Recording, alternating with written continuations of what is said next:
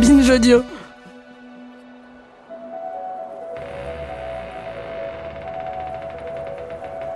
Et le mouvement que fait la table, c'est tant que l'esprit est là. Ah, bien sûr qu'il est là. S'il n'était pas là, il ne parlerait pas. Je vais vous dire mon secret. 3 coups formidables sont frappés à ma lourde porte. Je l'avais fermée à clé. Et pourtant, elle s'ouvrit lentement.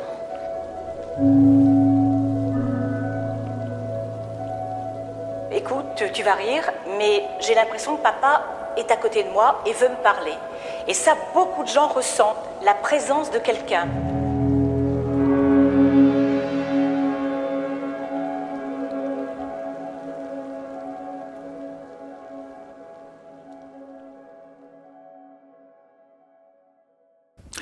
Bien, je suis en contact, ou plutôt dérangé, en général la nuit, dans mon sommeil, par ce qu'on appelle des esprits, des fantômes, des âmes errantes, qui viennent me voir, que je peux parfois décrire extrêmement précisément. Et dans mon métier, je suis amené à visiter beaucoup de maisons, notamment en rénovation.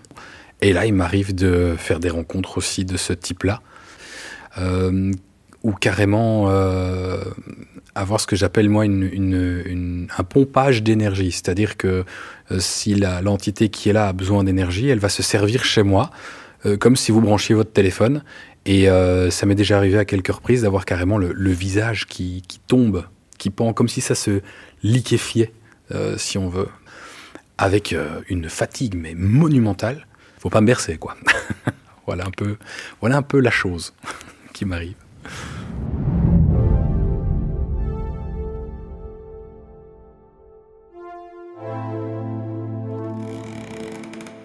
Moi, j'ai été élevé par mes grands-parents dans une maison qui datait de 1900 et quelques. J'allais aussi dormir chez mes parents de temps à autre parce que j'étais pas à 100% chez mes grands-parents.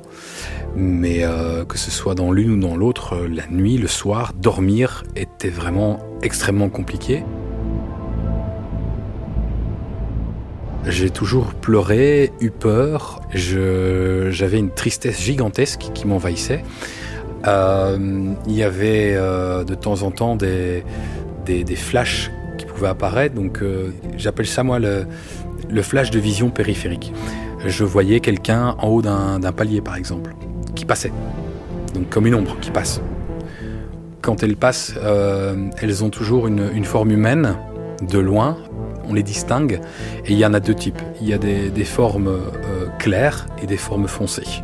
Moi, j'ai un souvenir très très profond, c'était le premier palier dans la maison de mes grands-parents, de voir moi-même une panthère noire qui ouvre sa gueule, de voir ça dans un coin supérieur, et d'en avoir la frousse, mais à un niveau monumental, quoi.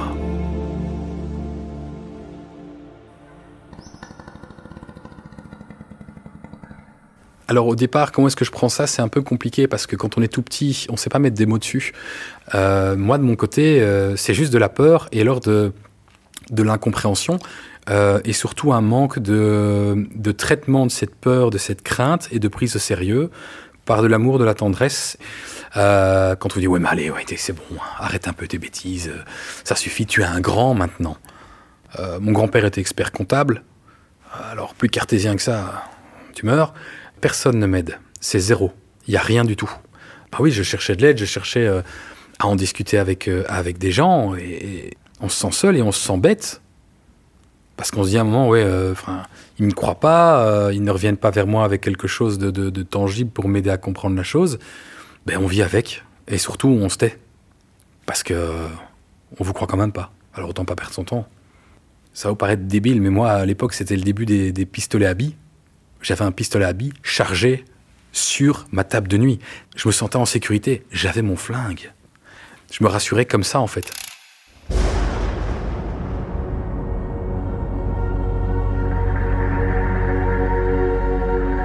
À l'adolescence, c'est pas une période facile du tout, parce que arrivent les jeux de Ouija, les spiritismes, etc.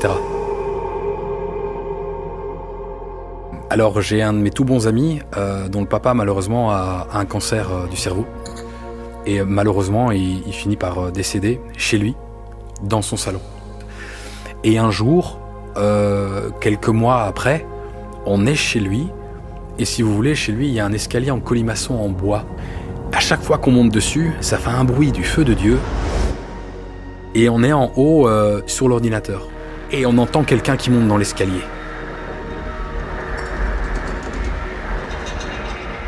Et je regarde mon copain, il me regarde, et je vois qu'il est en train de compter. Mais on connaît exactement le nombre de marches. Et cet escalier est complètement ouvert, donc il n'y avait personne. Et on voit l'escalier qui bouge. Je veux dire, on s'est dit tout de suite, c'est pas normal, quoi. Il y a quelqu'un qui monte l'escalier, il n'y a rien. Il y a un fantôme. Il me regarde, il fait « Mike, on dégage !» On est parti comme des balles de la maison. À fond, quoi.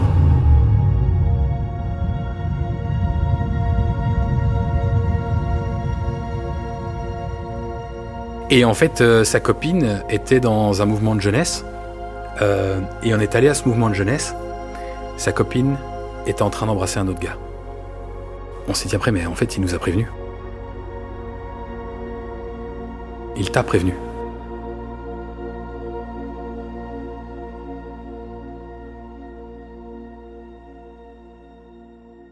Alors maintenant, moi, dans ma carrière, je fais du chauffage par le sol.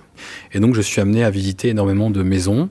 Et j'ai eu le coup, si je puis dire, chez un client dans la région de Charleroi, en Belgique, où je visite une maison. Le monsieur est policier.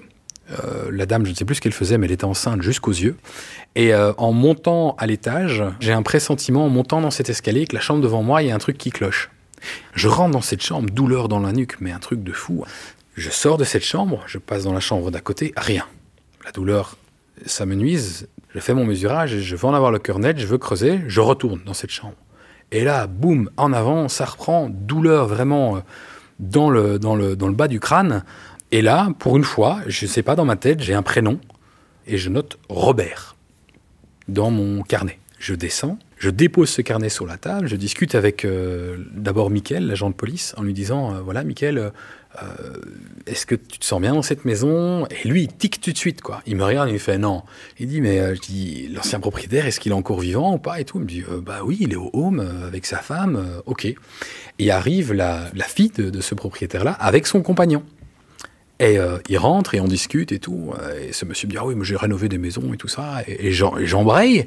Alors pour la parenthèse, on a une émission en Belgique avec Robert qui donne des trucs et astuces. Et je dis « Mais vous savez, on a toujours besoin d'un Robert. » Et là, la dame percute tout de suite et répond « Ah, Robert, c'était le meilleur ami de papa, il était toujours à la maison. » Et là-dessus, je regarde Mickaël. Mickaël me regarde et je dis « Va prendre mon carnet et ouvre-le où j'ai laissé le stylo. » Il est revenu, il était blanc comme un linge. Alors la vie au quotidien avec ma femme, il faut savoir que j'ai une femme qui est scientifique de très haut niveau, PhD, bioscience, tout ça, mais qui est extrêmement ouverte à ce genre de choses parce qu'elle a vécu des choses quand elle était plus jeune. Par contre, quand je me réveille la nuit en hurlant et en attaquant, enfin en contre-attaquant, elle m'a déjà dit mais c'est bon, tu m'ennuies, faut rester sympa et poli, rentre-toi, ça suffit. Oui, parfois c'est cocasse.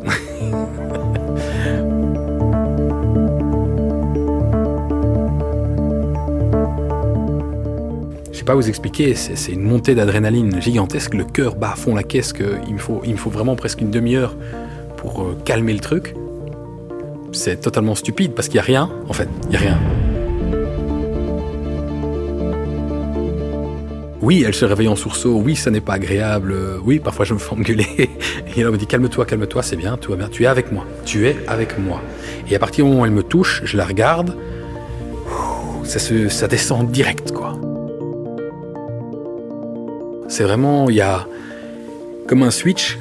Maintenant, ça m'est arrivé d'avoir des attaques seules. C'est vraiment pas agréable, hein, parce qu'on est là, on est à fond, on est tout seul. Moi, j'aime la lumière. Je vais dans le reste de la maison où il faut souffler, quoi. Et c'est un taux d'adrénaline qui monte à fond. Votre cœur bat à fond. C'est fatigant physiquement. Alors moi j'ai la quarantaine, j'ai 2 sociétés, bientôt 3, j'ai une femme, un enfant de 8 ans, j'habite à la campagne, j'ai une vie tout à fait normale, quoi. Je suis un gars normal, banal j'ai envie de dire, vraiment banal.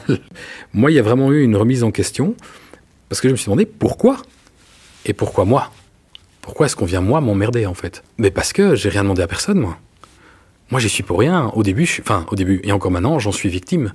C'est extrêmement perturbant, quoi. Parce qu'à la fin, ça vous trotte sur le système et vous dites, ouais, mais oh, je débloque ou quoi? C'est pas facile, quoi. J'ai été convoqué à l'école chez le directeur parce que j'avais des poches en dessous des yeux. On croyait que je me droguais. Je dis non, c'est juste que je dors pas bien. Pourquoi? Parce que je dors pas bien, parce que je suis fatigué, parce que j'ai beaucoup de choses en tête. J'ai pas été dire au directeur, ouais, je vois des gens qui viennent la nuit, je vois des morts, quoi. Rétrospectivement, c'était pas gai, c'est pas agréable, quoi.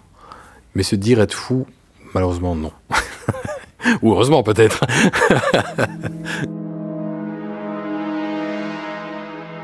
Est-ce que j'aimerais que ça s'arrête? Alors je vais dire non, mais j'aimerais avoir plus de compréhension sur le pourquoi, savoir qui sont ces entités, qu'elles puissent limite se présenter en disant bonjour, je m'appelle Jean-Luc, j'ai bien compris que j'étais mort, alors je viens te voir parce qu'on m'a dit de venir te voir, Mickaël, et que je voudrais que tu dises à telle personne que je pense beaucoup à eux et qu'ils doivent pas oublier tel truc, ou j'en sais rien, ou dire juste voilà, je vais bien.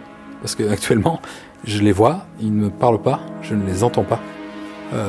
Je ne sais pas pourquoi ils viennent. Ils viennent, c'est tout.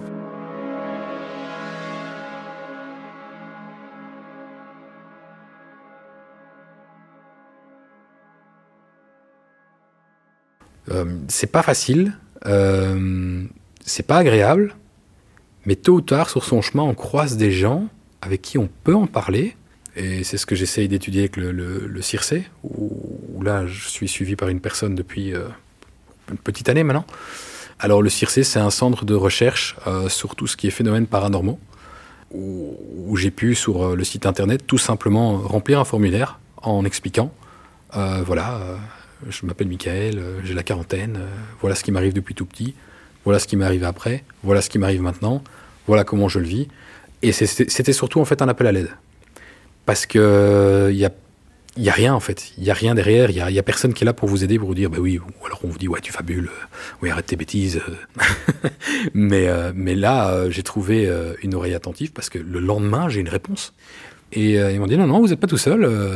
Ça s'étudie, vous avez le temps, on peut en discuter, oui. Et ça s'est mis en place comme ça. Et ça m'a vraiment aidé aussi à prendre du recul. Et maintenant, on avance, gentiment. Mais je ne sais pas où ça va me mener, mais je ne suis pas tout seul, en tout cas.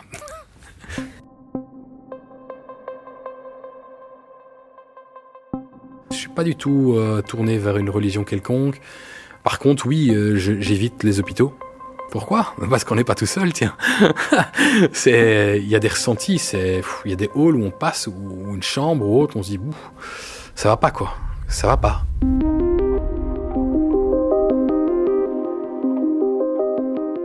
Puis, on essaie surtout de pas les ramener. Parce que ça arrive aussi, de ramener chez soi une âme errante parce qu'elle sait que vous voyez, en tout cas que vous êtes une personne ouverte. Et c'est ça qu'il y a des personnes qui doivent parfois se faire nettoyer plusieurs fois. Et moi, ça m'est arrivé d'en ramener, évidemment, et de me sentir mal, de me sentir fatigué. Maintenant, j'ai pas de chapelet, j'ai pas d'eau bénite, j'ai pas une pierre magique en dessous de mon matelas, rien de tout ça.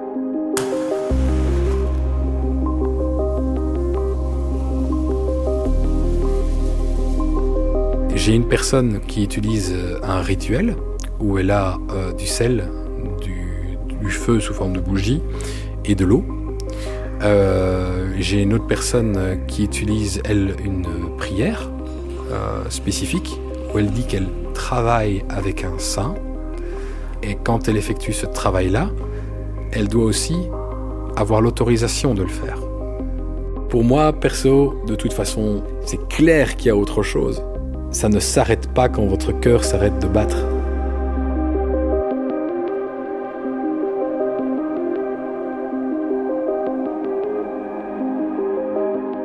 Je trouve que ça se ressent de plus en plus de ce monde parallèle, alors je vais parler d'esprit, d'âme ou autre, mais moi je le vis parce que je suis contacté par l'un ou l'autre, mais je suis certain qu'il y a autre chose.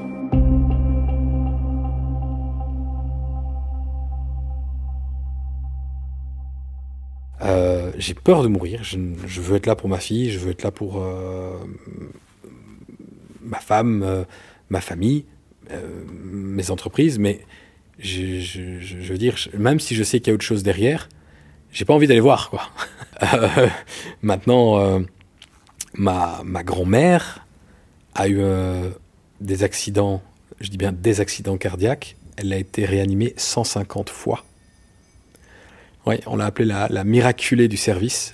Et elle m'a dit, Michael, j'ai vu le tunnel, j'ai été voir, j'ai vu le gars barbu avec ses longs cheveux. Il m'a dit que c'était pas le moment, il m'a dit de revenir. Elle y a été, c'est pas une faux folle, et elle m'a dit, crois-moi bien, il y a autre chose. Oui, je suis certain qu'il y a autre chose. Certain, c'est pas possible autrement.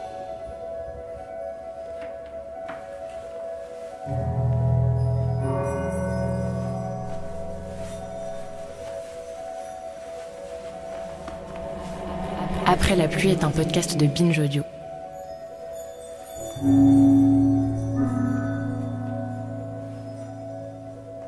Entretien mené, enregistré et monté par Olivia Muller.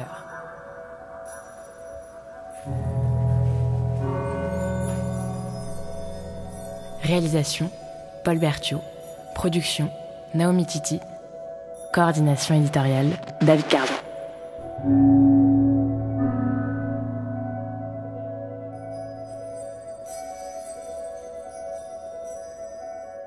Si vous aussi vous souhaitez témoigner sur des thèmes qui touchent à la santé mentale, écrivez-nous à l'adresse après la pluie @binge.audio ou sur le compte @après la pluie podcast sur Instagram.